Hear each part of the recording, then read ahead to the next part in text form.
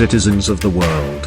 What if Charlie Kirk's assassination wasn't just a tragic shooting, but a meticulously orchestrated Masonic ritual sacrifice to consolidate global power? In every suspicious murder, a Masonic ritual, the first question should always be cui bono, a Latin phrase that means who benefits. In order to answer this question in regards to the death of Charlie Kirk, we must first look at those closest to him, namely his wife, Erica.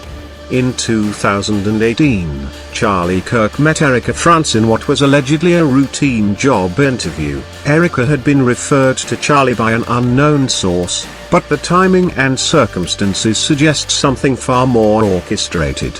This chance meeting was very intentional. Around the same time, Charlie was increasingly working with Donald Trump, becoming a major figure in the MAGA movement.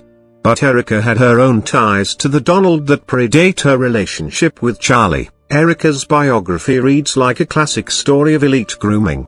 She went to a Jesuit college and was recruited unexpectedly into modeling, one day receiving an invitation to participate in pageants. Her very first pageant where Donald Trump owned Miss USA pageants, winning Miss Arizona in 2012.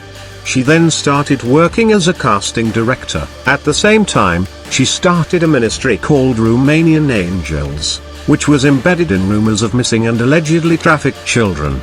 Locals reportedly accused the ministry of sending children to the UK, Israel, and undisclosed islands, while authorities failed to investigate. Charlie Kirk, meanwhile, had built notable influence on the American right. He positioned himself as an Israel-friendly Christian thought leader among young conservatives. He started to gain a cult-like following with Turning Point USA.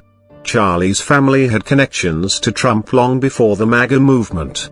His father, Robert W. Kirk, was an architect involved in construction of Trump Tower. Charlie was adamant about the release of the Epstein files until he got the call to back off from the very top. This upset his base, but his star was rising. This combination of influence and visibility made him a high-value target for those who want to control the perception of reality.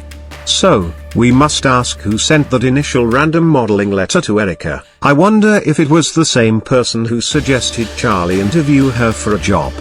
Donald Trump's mentor, Roy Cohn, was infamous for perfecting techniques of influence, intimidation, and sexual blackmail. Trump was Cohen's star pupil, teaching the young Donald the art of strategic power through loyalty, reputation management, and narrative control. The same model was later perfected by Jeffrey Epstein. Epstein was the Mossad's chief blackmail operative in the United States. His purpose was simple: to compromise powerful American politicians and others through sexual entrapment, then use that leverage to advance Israel's interests. Through this lens, Erica's introduction to Charlie seems a lot more intentional. A handler purposely chosen to guide Charlie to a predestined end. Erica was already embedded in Trump's network. She had the social access, charisma, and operational skills to act as a handler. Before she met Charlie, she was already reportedly worth millions. So, it is a fair question to ask: was Erica used as a honeypot? In occult traditions, the most potent forms of control are not enforced through violence, but through voluntary surrender. Often engineered through carefully managed temptation, emotional manipulation, or spiritual compromise. The CIA and Mossad learned the art of compromat from the KGB and long ago perfected the art of sexual blackmail. It is a weaponization of sexual desire and lust used to engineer obedience and total control. It is a form of spiritual bondage. In esoteric traditions, sexual energy is the most potent creative and destructive force. To control a man through his lust is to capture his soul and divert his creative potential. His seed into the service of the controller's agenda. But the honeypot is more than a trap. It is a ritual archetype. In occult symbolism, it mirrors the horror of Babylon, the Scarlet Woman, or the priestess of Ishtar, whose sexuality enthralls their target and alters the course of history. So, did Charlie fall for the trap? Since Charlie's death, Erica has acted extremely performative. It is extremely noticeable, and whether intentionally or as a natural byproduct of her placement, Erica's proximity to Kirk align with the pattern seen in elite circles placing handlers alongside influential rising stars. So ciao bono, who benefits? Well, Charlie Kirk's untimely passing has now radically altered the power landscape. Erica Kirk inherited his wealth and amassed over $5 million in donations to organizations and causes connected to his legacy. Her profile also surged, her influence expanded, and she has been publicly urged by her supporters to consider a potential run for vice president in 2028. In effect, Charlie's death consolidated Erica's position at the nexus of wealth, influence, and political capital, solidifying her as a power player in the network she has already long been connected to. Complicating the picture are Erica's ties to Romanian angels, the ministry allegedly involved in the disappearance and trafficking of children to international destination. These allegations echo the same operational methods seen in the Cohen-Epstein models. All very suspicious. It seems like Erica was initiated through the modeling, then became a casting director, and finally got to the darkest part was the Romanian angels.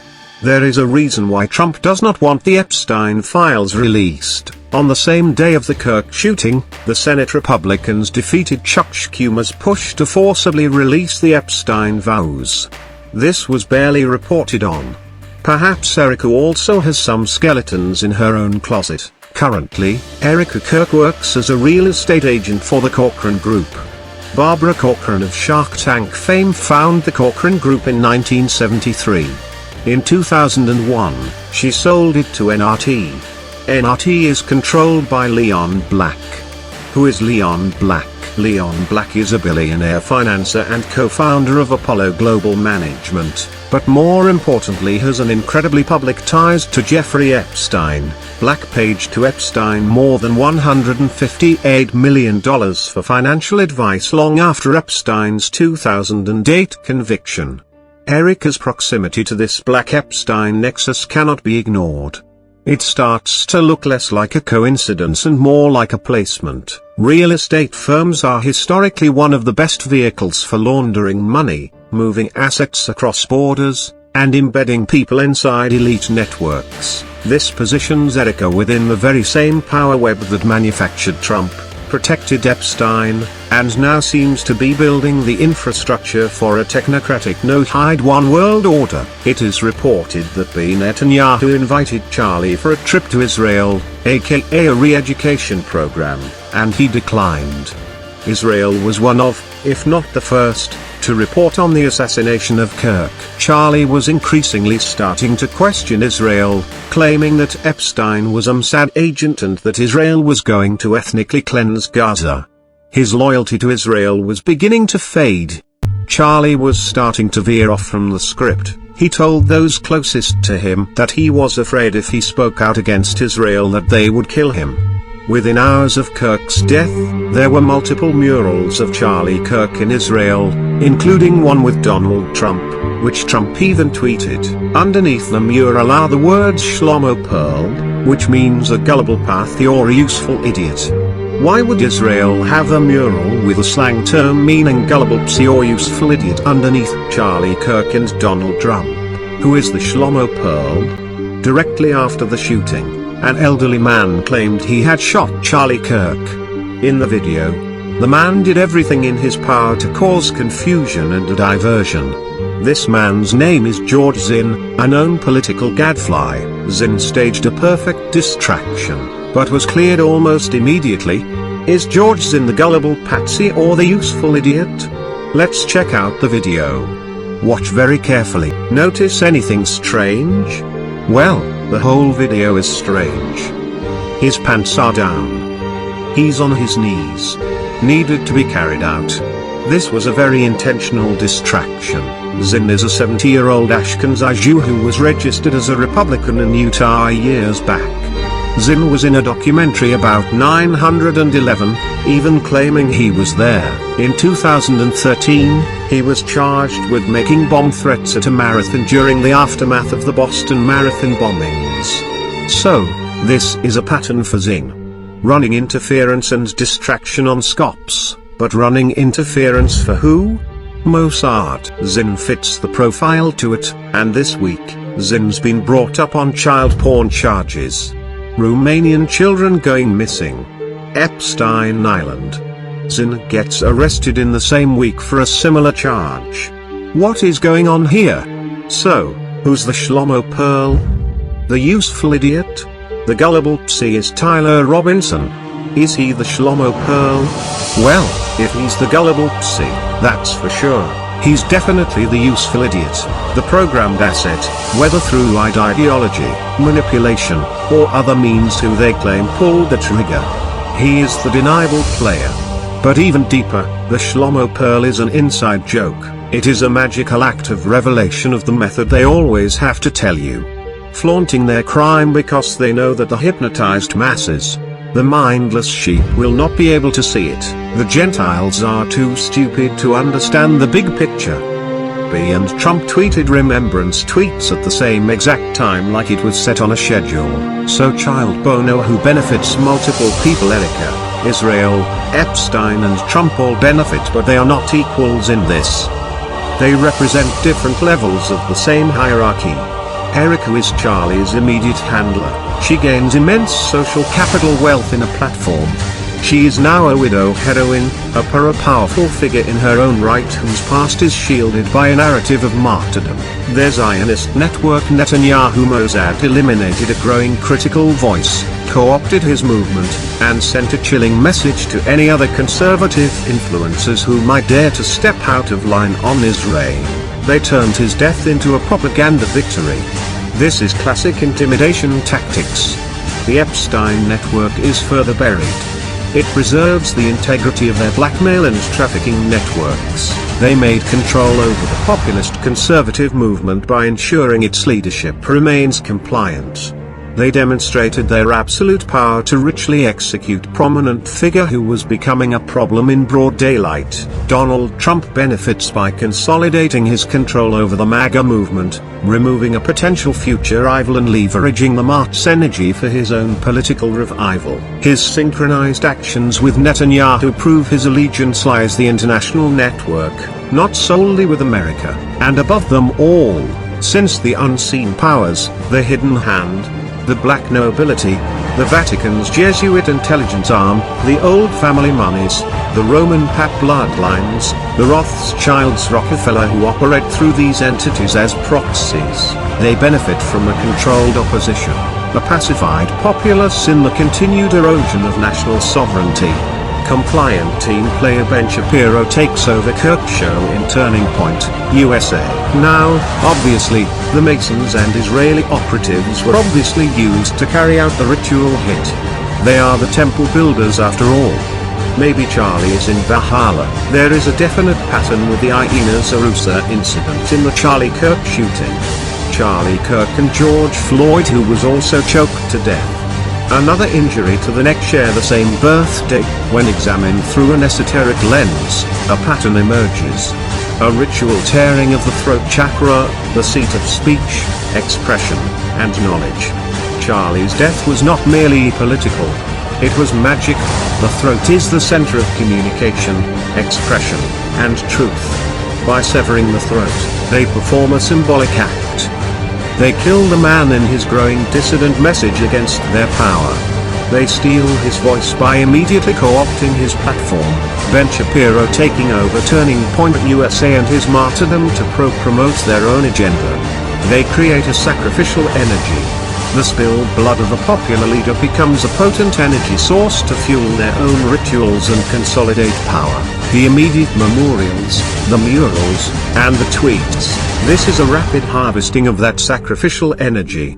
One thing is for certain, nothing is as it seems regarding this incident. When Erica is viewed from this lens, it becomes clear the Miss USA pageants acted as modern-day temple rites, selecting women based on their ability to embody their _ of Babylon archetype, the priestess of Ishtar archetype, beautiful, charismatic, impliable.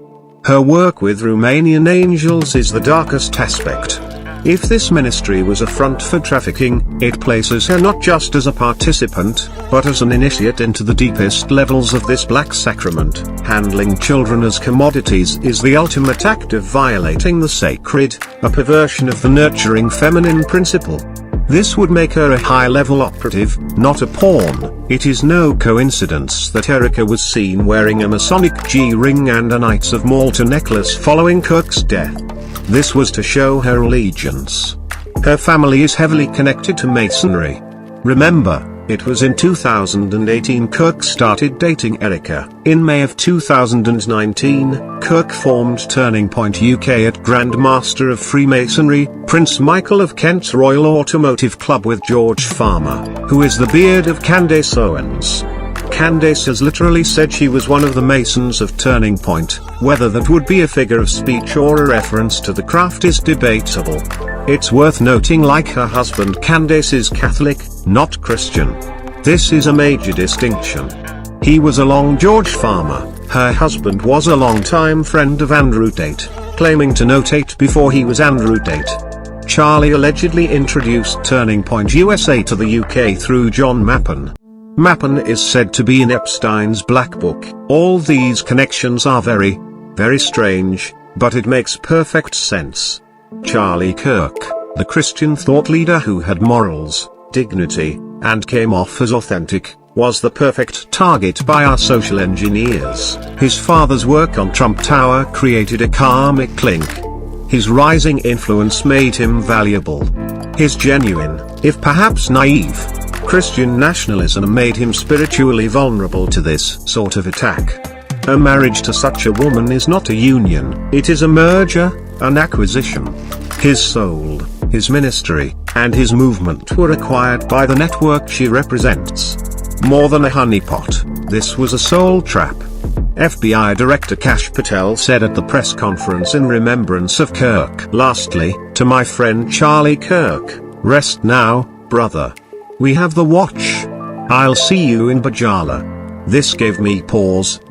Bajala is the Norse Hall of the Slain. In Norse mythology, Bajala is an enormous hall located in Asgard, ruled by Odin. It is believed that warriors who die bravely in battle are chosen by Odin and enter Valhalla. Thus, it is referred to as a fallen warrior heaven, a Viking heaven. In ancient rituals, the life force of a significant individual, say, a king, a prophet, a hero, or a modern-day influencer, was considered the most potent offering to the gods or dark forces to secure power and stability for the ruling or order. Kirk as an influential Christian leader was a high-value sacrificial offering. Erica's grandfather was a founding member of the Independent Order of Vikings. Vikings valor. He was also united by the King of Sweden. What's even more fascinating is Donald Trump's bloodline ties back to King Christian of Norway, Denmark, and Sweden. Trump is literally related to Queen Marity of Denmark. Trump's relationship to Scandinavian royalty connects him to these ordinate traditions. It's important to realize that Odin is not a god of peace. He is a god of sovereignty and magic who demands sacrifices. By mentioning Valhalla, Patel is knowingly or not placing Kirk's death within this metaphysical framework. A death, or more accurately a sacrifice, demanded by the dark gods a power to strengthen their reign. Valhalla also ties to Adolf Hitler in Nazi Germany. Trump's presidency has been filled with subtle Nazi imagery. Trump tweeted an image of Kirk after his death with both American and Israeli flags. Israel was a direct result of Nazi Germany. The current Swedish queen has even had to deny connections to Nazi Germany. These people are all interconnected and interrelated. Erica is clearly tied to Trump, the Epstein network, and has taken multiple pilgrimages to Israel. Her placement next to Kirk was not just operational but symbolically significant. A merging of bloodlines and occult loyalties. This also suggests that her family has been part of this intergenerational web of influence for some time. She wasn't recruited. She was groomed from birth for a role such as this. This entire situation was a grand ritual sacrifice with multiple overlapping purposes. 1. Silence a threat, eliminate an influential voice that was straying from the script. 2. Harvest energy. Create a market to energize the base and fuel their future magical workings. 3. Consolidate power. Transfer influence and wealth to a controlled asset Erica in a compliant entity. Turning point USA goes to Shapiro. 4. Send a message to every other influencer. Compliance or death. 5.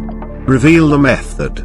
Flaunt their power through symbols and inside jokes to assert dominance over the aware, knowing most will remain blind. And yes, and yesterday, Trump met with the British royal family, including King Charles. We all know that Prince Andrew, King Charles' brother, has a well-documented connections with Jeffrey Epstein. There are court filings, interviews, photographic evidence, and media investigations showing that Andrew was a close friend with Epstein, staying at his properties, and going on the Lolita Express. Prince Andrew was accused by Virginia Guthrie of sexual misconduct connected with Epstein's trafficking networks. Virginia Guthrie allegedly committed suicide earlier this year.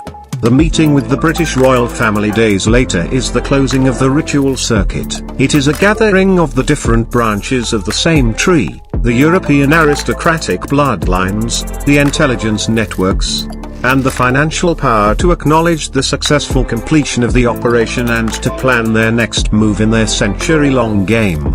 So again, I ask, what is going on here? As I said earlier, one thing is for certain, nothing is as it seems. Why?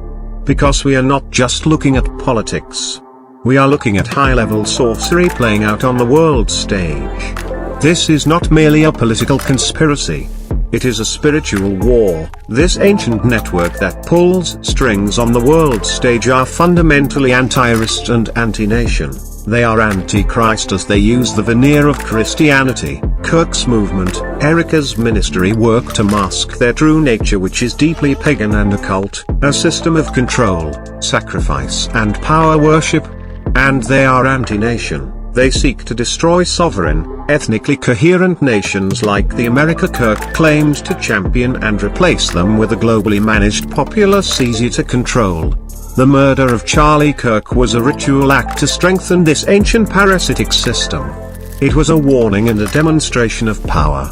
The question is not just who benefited, but what benefited, and the answer is a spiritual force of darkness that has worn masks of Rome, of certain branches of the Church, of Freemasonry, and now of global finance to continue its war against us. We are anonymous. We are legion. We do not forgive. We do not forget. Expect us.